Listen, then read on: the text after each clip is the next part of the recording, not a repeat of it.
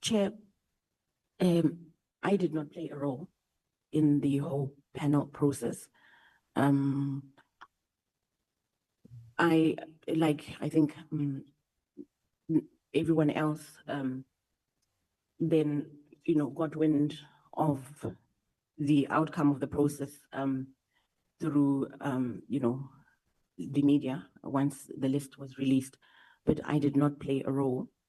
And I think, I'm speculating here. I think that was informed by Section 11 of the Skills Development Act, which, assigns the power to appoint chairpersons of the accounting authority of H.E.R exclusively to the minister. Read together with Section 35, which says that the minister may delegate this particular power in writing to the DG or any other officer of the department. So Section 35, in my reading of it,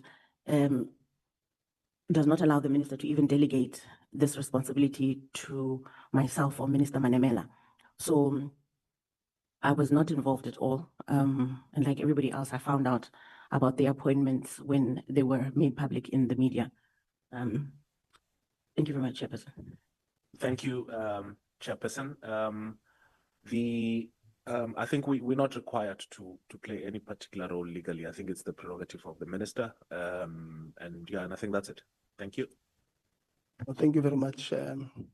Three things. One, Minister Nkabane, or that which is problematic. You don't need to read hard as to what's going on here. It is very clear to see. My understanding is that TVET colleges are the delegation of DM Manamela, unless things have changed. But if TVET colleges are a delegated function of one of Minister Nkabane's deputy ministers, there's absolutely no reason why the minister must be in the Eastern Cape herself. The same, because right now, 2 deputy ministers are sitting here who do not have any constitutional authority to appoint CETA board chairpersons, let alone convene a panel to advise them on that appointment. Essentially, we're sitting with 2 deputy ministers here who are not responsible for nothing, essentially unable to tell us anything that we need, because the person who's going to be able to tell us and must be able to tell us what's going on is Minister Nkabane. And her being evasive in this process is not only a spit in our faces, because it's a waste of our time, but it's also a spit in the faces of the people of this country who depend on a ministry that's going to function properly, with a minister who understands their role as far as integrity is concerned and as far as conducting the affairs of ministry honestly. She is blatantly and clearly evading accountability here, and we see this. So that must be recorded, that this is something that is not acceptable. And if a minister who, according to the ethical code of conduct of members of the executive, can decide on which day she wants to come and account on which day she wants, then not only must the deputy president deal with him, but it maintains the point of why President Ramaphosa must fire Nkabane. That point must just remain clear there. But another thing here is important. As far as the letter that DGC she sent, the letter that was sent by the Director Regional General, I'm sure that Nkabane would have also received it. But he's here. So I'm struggling unless there's something I don't understand. If a DG sends a letter that goes to the entire department cancelling a meeting, and one of the staffers decides to follow the letter, then maybe Nkabane must now tell us how he is here and how Rulani Ngwenya is not here.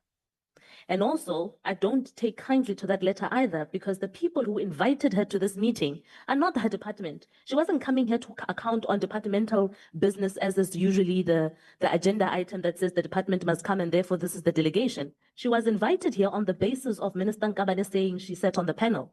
So the people that she was supposed to consult about whether the meeting is taking place or not is yourself and Anele Kabingez, and not Director Sish. So I'm not buying that at all. It doesn't smell right. It smells very fraught. And I think it's something that we must be able to interrogate its absolute truth.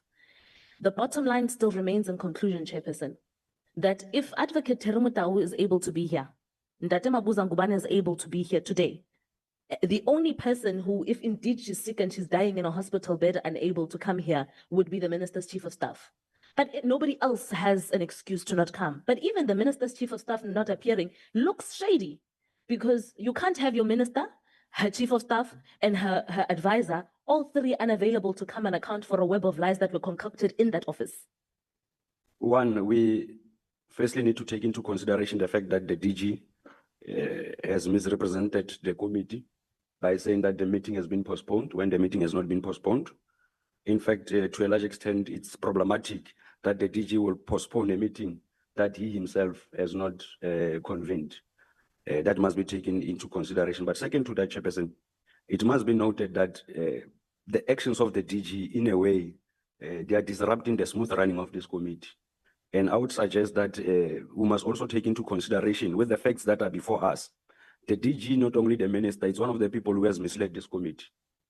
Maybe I must remind this committee that the DG has also indicated that he was not involved in any process that led to the appointment of the panel. But the facts that are before us are demonstrating that the DG was involved. And with that being said, Chairperson, I would propose that the DG, as much as I would also propose that the minister, unfortunately, in a way, she seems not to be understanding her powers. She seems not to be understanding the role of the portfolio committee in terms of playing oversight. She seems to be punching way above her weight and clearly not aligned or having an understanding of the parliamentary accountability ecosystem. I would also propose that, Chair, both the minister and the DG must be subjected to all processes that are outlined in the, where is that act that you like using, Chairperson?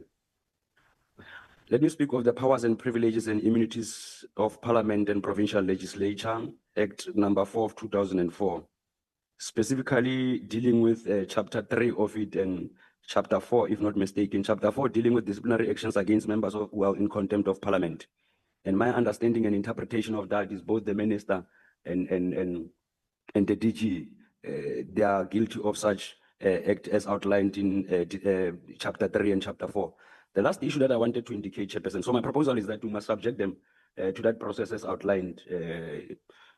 Secondly, I wanted to deal with Mr. Asisipo. Mr. Asisipo, thank you, Chairperson. Honorable van der Walt, when you come, the two colleagues have not assisted us. I said to you, let's leave political statements won't help us. I've asked 3 questions. How do we move? What Can we call order, Chair? you're calling order on what? On you, Chair. What is the order? I mean, we are making a submission. The next thing you are telling us that we are not helpful. When our submissions have responded to the 3 questions that you have put in before us, what are you saying, in fact? That's not the point of order. Honorable van der Walt, this